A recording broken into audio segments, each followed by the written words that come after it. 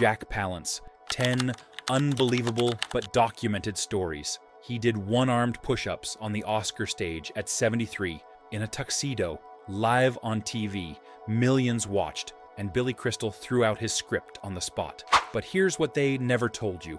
The face that made Jack Palance Hollywood's scariest villain, Shane, Sudden Fear, the stare that froze Joan Crawford, was sold as a wartime miracle. Publicists claimed a bomber crash blew his face apart, and surgeons rebuilt it. Palance called it a lie. If it's a bionic face, he said, why didn't they do a better job? He was born Volodymyr Palahniuk in a coal mining patch in Depression-era Pennsylvania. A miner's son who boxed, flew B-24s, broke Brando's nose on Broadway, raised cattle he wouldn't eat, painted, wrote poetry, and later walked out on Putin's people to say, I'm Ukrainian, not Russian, and the reason he hated the face story wasn't vanity. It was what it turned him into, a monster that belonged to everybody but him. These are 10 documented moments from his life. Let's begin. Number 1.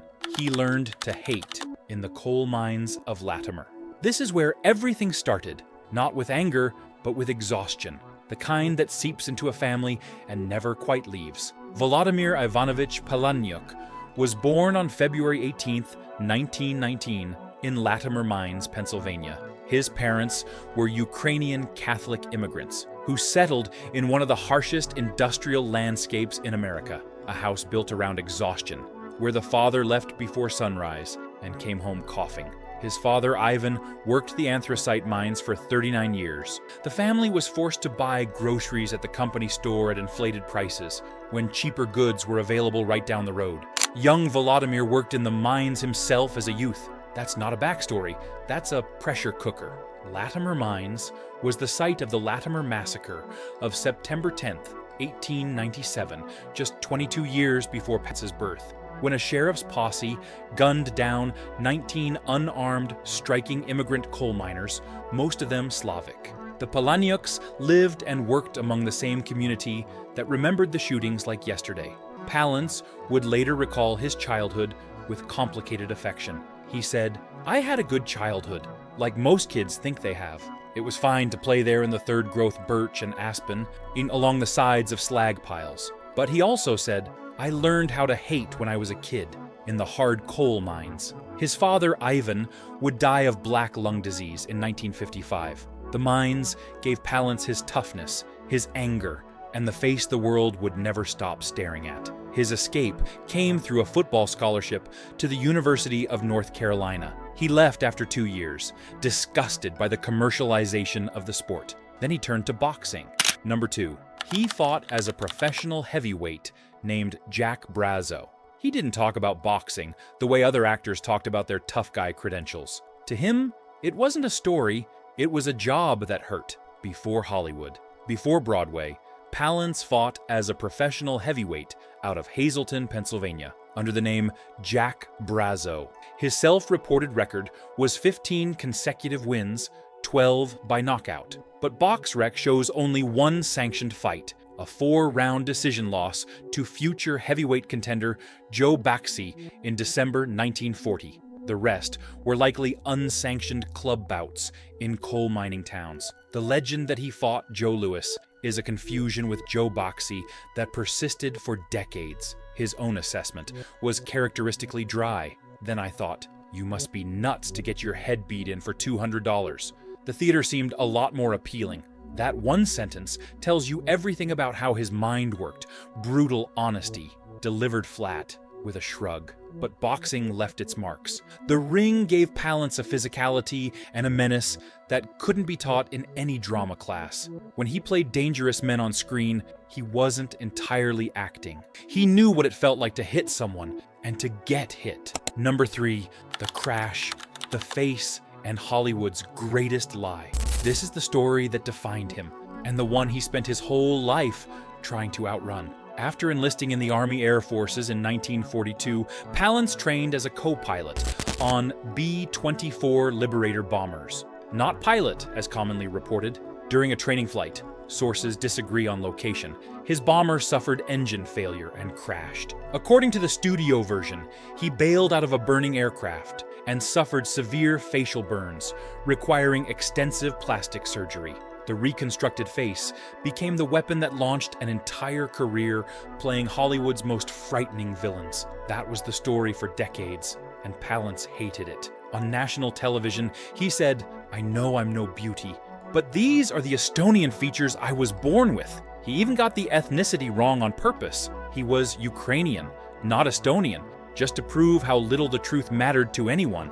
Yet the AP obituary confirms his B-24 did lose power on takeoff, and he was knocked unconscious. The LA Times reported severe head injuries and extensive facial reconstruction. Even family lore repeated the burn story for years. Accounts don't line up, and that's the point. Hollywood loved the myth more than the man. A crash did occur. Injuries were sustained. Palance was discharged in 1944. But the degree of reconstruction was almost certainly inflated by publicists who recognized a compelling backstory when they saw one. His features were likely a combination of Eastern European genetics, boxing damage, and some crash-related injury. The public story ran for decades, and almost nobody bothered to pin it to records. The face that terrified America was probably the face he was born with, and Hollywood built its most famous villain origin story around a myth. Number 4. He broke Marlon Brando's nose and stole his career. This is the first time he understood that luck doesn't knock politely. Sometimes it throws a punch. After the war, the GI Bill sent Palance to Stanford University, where he studied journalism, worked as a sports writer at $35 a week, and studied drama under Michael Chekhov. He left Stanford, 1 credit shy of graduating, and headed to New York. Within 2 weeks, he was in a play. In 1947, Palance was hired as Marlon Brando's understudy for Stanley Kowalski in A Streetcar Named Desire on Broadway. Brando rigged a punching bag in the theater's boiler room and invited Palance, a former professional heavyweight, to work out. One night, Palance threw a punch that missed the bag and landed squarely on Brando's nose. Brando was hospitalized. Understudy Palance went on as Stanley Kowalski, performed well enough to be noticed by the critics, and eventually replaced Brando in the role. He also met his first wife, actress Virginia Baker, in the production. A coal miner's son broke the nose of the most famous young actor in America by accident and walked into the spotlight that was supposed to be someone else's. One stray punch in a boiler room changed everything. Number 5. He terrorized his co-stars with real violence. He didn't set out to scare people, but once he was inside a character, the line between performance and reality got dangerously thin. During the filming of Panic in the Streets in 1950, a scene called for Palance to hit Richard Widmark on the head with a gun. They rehearsed with a rubber gun. When cameras rolled, Palance substituted a real gun and knocked Widmark unconscious for 20 minutes. Widmark later said, "Why did he switch? Who knows?" He also got into character by beating on Zero Mostel off-screen. Mostel was hospitalized after his first week. They had to soak him in Epsom pads just to get him functional again. Widmark summed up the Hollywood consensus: the toughest guy I ever met. He was the only actor I've ever been physically afraid of. The strange part is, the people who knew him away from the set described someone almost shy, quiet, gentle with his kids, uncomfortable at parties, on camera, and the actors opposite him never fully knew what was coming. That unpredictability gave his performances an electricity that other screen villains simply couldn't match. Number 6. His most famous role lasted only 13 minutes on screen. To him, Shane wasn't his greatest triumph. It was the role that sealed him inside a box he'd spend decades trying to escape. In Shane, released in 1953, Palance played hired gunfighter Jack Wilson, arguably the most iconic Western villain ever filmed. Yet he appears in fewer than 13 of the film's 118 minutes. He earned his second consecutive Oscar nomination for those 13 minutes. When the novel's author complained that nobody could fire a .44 with gloves on, Palance simply demonstrated that he already was. He had his drawn fire down to 3/5 of a second. But there was a hidden vulnerability. Palance was terrified of horses. He had enormous difficulty mounting and dismounting. Director George Stevens finally captured one successful dismount and used it for all of Wilson's dismounts. then ran the footage in reverse for his mounts. Stevens also replaced Wilson's planned galloping entrance with a slow walking pace approach, which accidentally made the character far more menacing than anyone had intended. Sometimes fear creates better art than confidence. Sam Peckinpah later said, "When Jack Palance shot Elisha Cook Jr. in Shane, things started to change. Those 13 minutes didn't just earn an Oscar nomination, they changed how Hollywood depicted death." Number 7.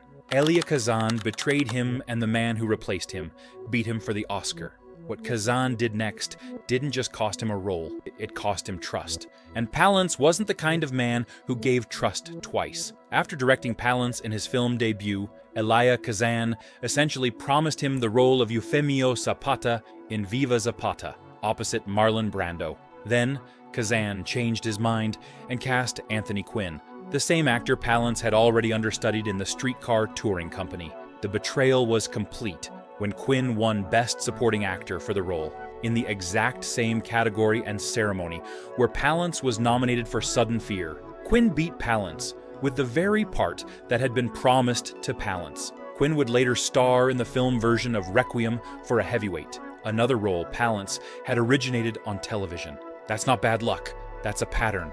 Palance never spoke to Kazan again.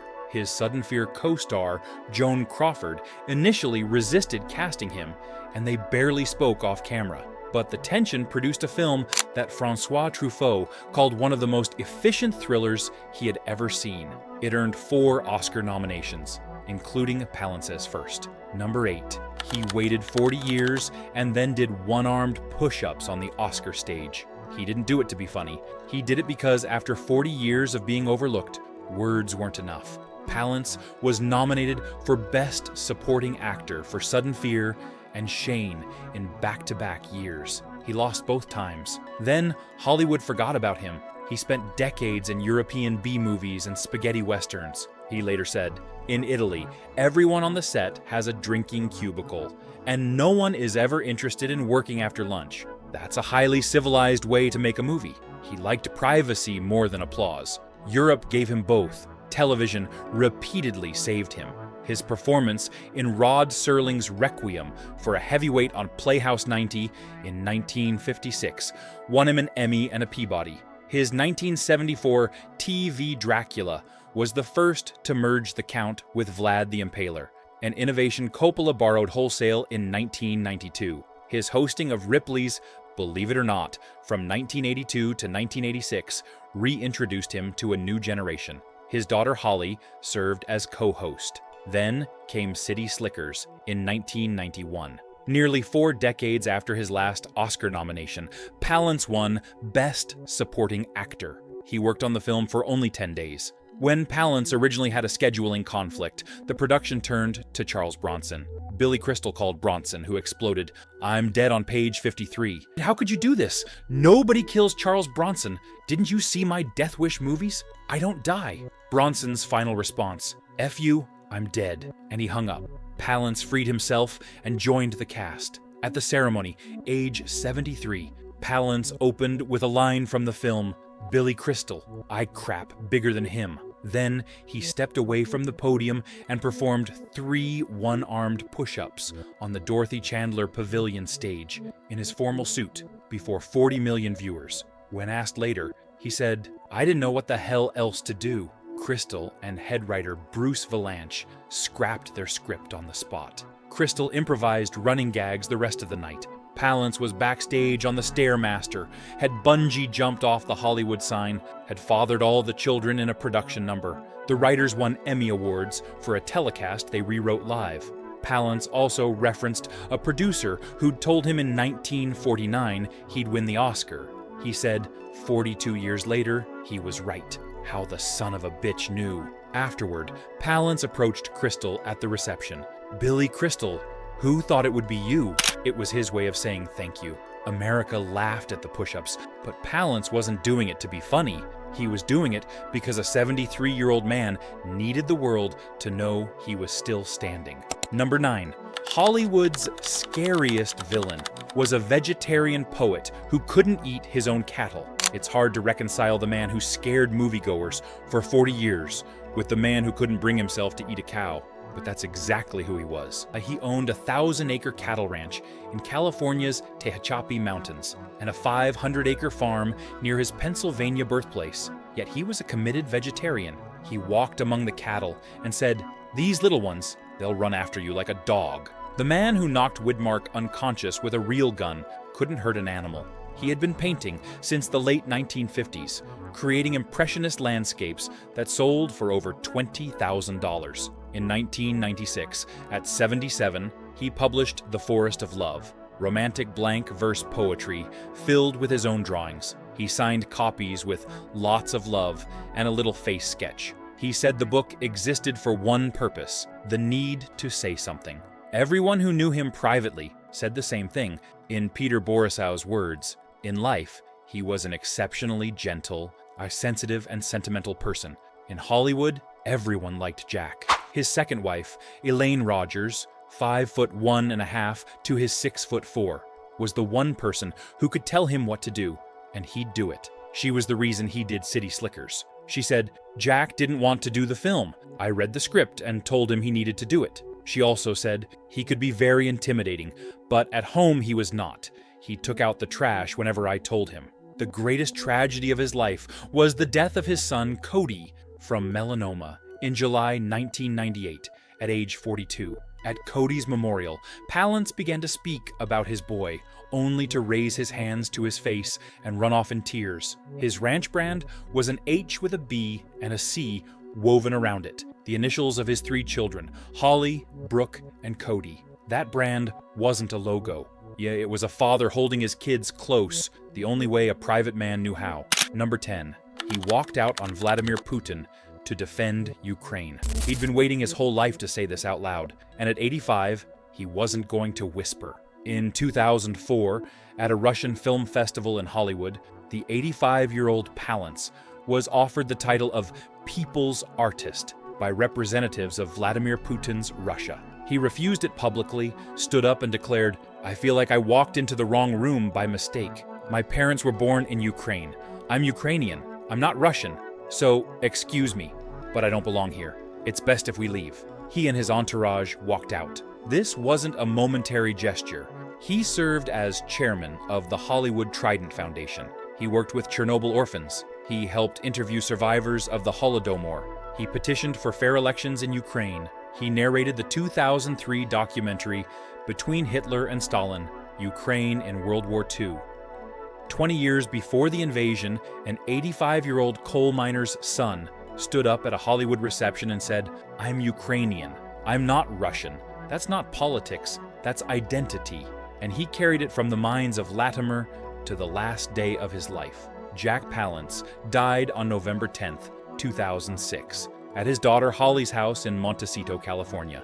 He was 87, surrounded by family, natural causes. 10 days before, a visitor found him lying in bed. He'd been sick for months, but Jack was in a good mood. His memory was sharp.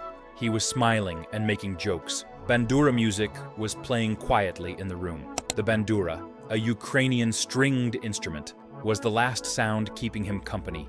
Even at the end, he was exactly where he came from. His memorial was held at St. Michael's Ukrainian Catholic Church in Hazleton, Pennsylvania, returning him to the mines and the community his parents had joined a century earlier.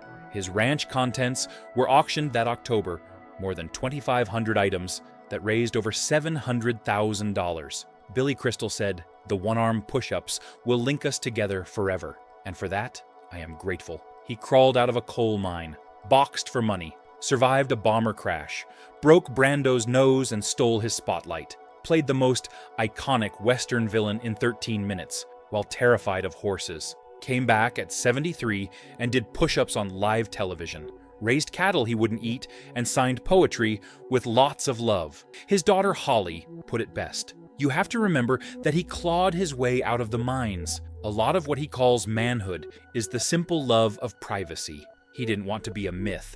He wanted to be left alone with the things he loved: paint, poetry, cattle, bandura music, and the people who knew him without the mask. A man who played monsters and signed poetry with lots of love. That was Jack Palance. What is your favorite Jack Palance moment? Was it the push-ups? Shane, curly in City Slickers, or something we didn't cover? Tell us in the comments. And if you remember watching him host Ripley's Believe It or Not on Sunday nights, we especially want to hear from you. Subscribe for more untold stories about the Hollywood legends your generation remembers.